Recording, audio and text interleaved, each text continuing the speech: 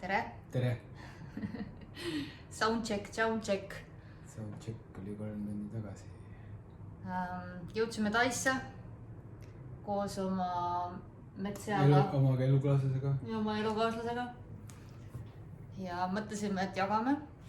Et tegelikult oli plaanis esimene video meil üldsegi teha koos sellest, et kuidas me karnivoorluse juurde jõudsime. Aga praegult tundub, et tahame jagada seda, kuidas reisida karnivoorina, kuidas ette valmistada ja kuidas lennureis võimalikult valutult üle elada. Lendasime 11,5 tundi siia ja mina istusin 2 meesterahva vahel. Vedas sul. Ja just, tahtsingi seda öelda. Aga jaa, jagame. Jätkame jagamist. Täna ma tegelikult tegin juba postituse ka selle kohta, et kuidas esimestel päevadel saaks nagu kõige mugavamalt oma toitudega hakkama. Ei peaks kohe sebima hakkama, et kus ma saan ja mis ma saan ja kas see liha, mis poes müüa, on ikkagi see liha, mis ma tahan süüa ja nii edasi. Et siis meil on selline enda nii-öelda välja mõeldud trikk on see, et me võtame esimeste päevadel liha endaga alati kaasa. Vahet ei ole, kuhu sa lähed, kas sa lähed Hollandisse, lähed Saksamaale, lähed Mauritiusele või Taisse. Ja nii oleme ka meie teinud. Ja kõige huvitavam on see, et kui sa paned liha kohvrisse, mitte lihtsalt kohvrisse siis, vaid sul võiks olla seal ka külmakott, korralik, mis siis hoiab külma ka.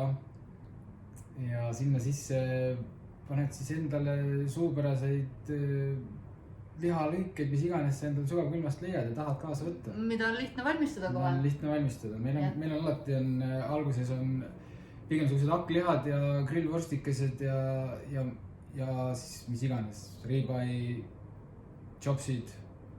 Need on pehmed lihased ja neid on hea lihtne panni peal valmistada.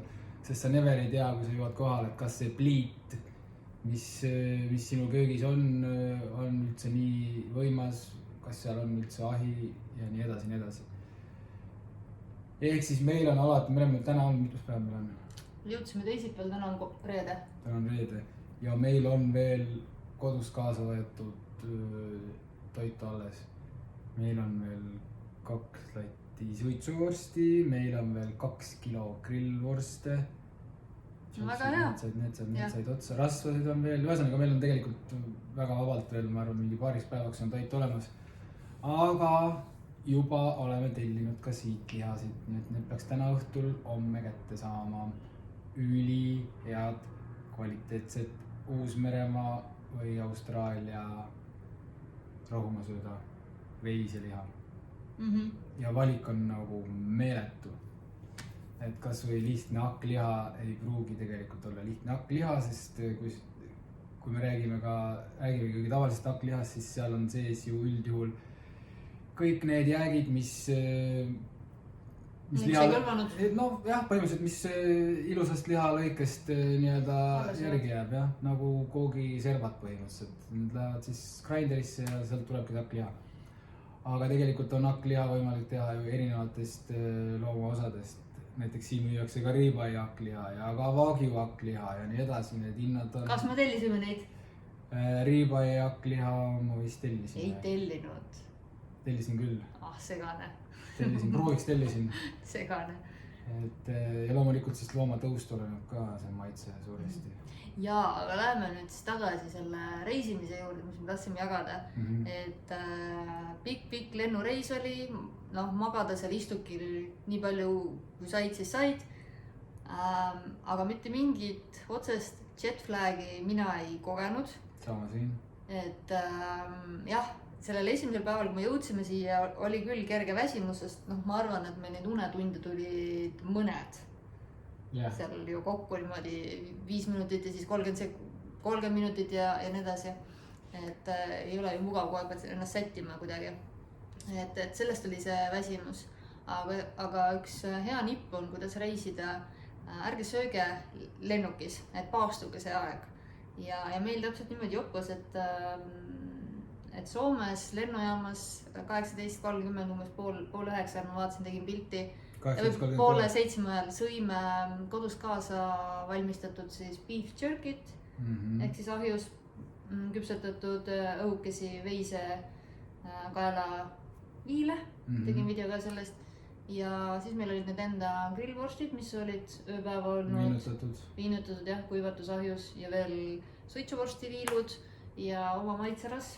Ja see kõik täitis nii hästi kuidagi, et sõime, Soomes oli ümber istuma mingi 2 tundi, sõime kõhu täis ja järgmine söök oli 16-18 tundi hiljem täis. Ja see pigem oli 18-19. Võib-olla 18-19. Just, et kui me jõudsime siis siia, kus me praegult oleme, võtsime oma kotid lahti ja voila.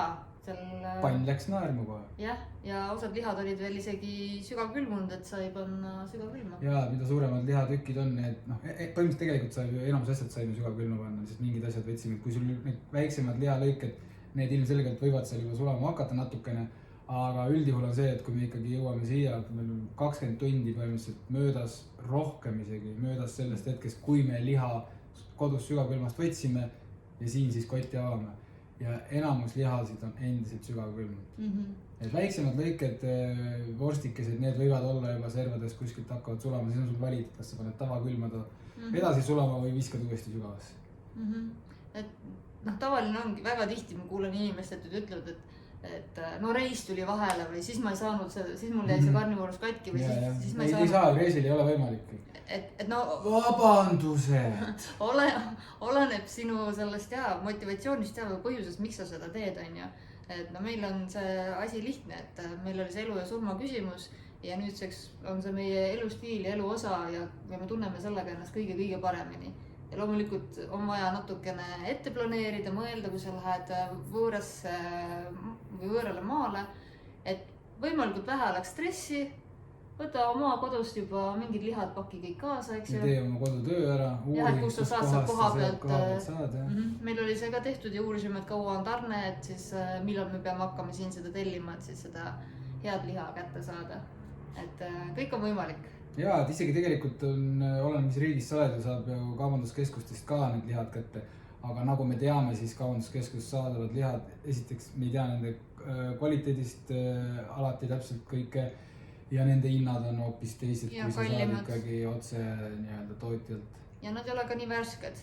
Ja nad ei ole ka nii värsked.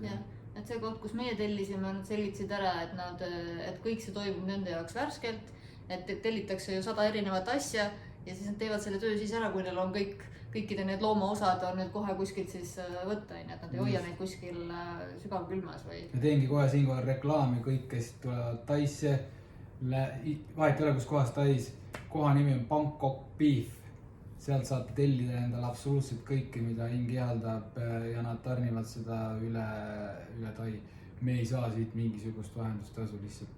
Me teeme kõik heast südamest, jagame seda infot, et ei ole saanud midagi tasuta ega soodsamalt. Aga proovime ära ja ma loodan, et on väärt liha, et tasus reklaamimist. Ma olen ikkagi uurinud neid tagasisidesid, et see on ainult positiivne olnud. Nii et minu jaoks hästi positiivne kogemus see, et kui lennukis ei söö, siis on jet flag olematu või oluliselt kergem üle elada. Lisaks see lennuki toit on täis crap. See on nõudne, mida te peeretame, siis sööge sealt seda mingit liha osa. Kõikide teistega koos seal. Jah, aga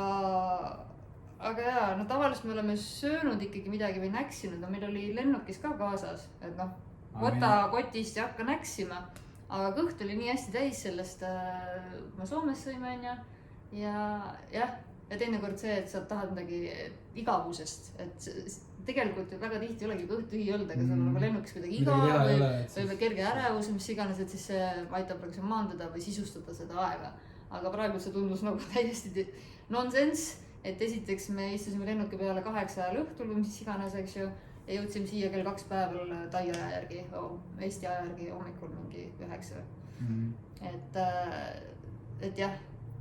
Ja veel, et kui sa ei taha kohale jõudes kuskil teflonit sööma hakata, siis võtta oma pann kaasa. täpselt. seda tegime ka meil. just, võtsime kaasa ka puidust pannilabida, sest igal pool on plastikust pannilabidad, siis sa ei pea kohe hakkama ringi jooksma, et kus ma nüüd saan normaalsed söögriistad. ja ostsime siit kohe teisel päeval lõikelaua, sest meile toodi siit plastikust lõikelaud. jah. sellega. ja me ei taha seda plastikut sisse süüa ja ei soovita seda ka sinule, et mitte ainult siis puhas liha, vaid ka muu elukeskkond tuleb ära puhastada ja korrastada, et see oleks terviklik lähenemine. just. et toetad ennast kõiges. ülioluline on see, mida sa endale suust sisse paned, aga sama oluline on ka see, mida sa endale peale määrid. just, sisse hingad ja mida sa enda keha ümber kannad. just, et kõik seda muidugi teavad, et aga tasub üle korrata, et kõike, mida sa endale suhu ei taha panna, siis seda ära pane endale ka nahale, et kui see kreem ei kõlba süüa, siis soovitan seda vältida. Kasutage näiteks veiserasva või lambarasva. täiesti ideaalne nii seespidiselt kui välispidiselt ja isegi juuksemaskina või juusteotstesse olen mina mõnikord pannud näole,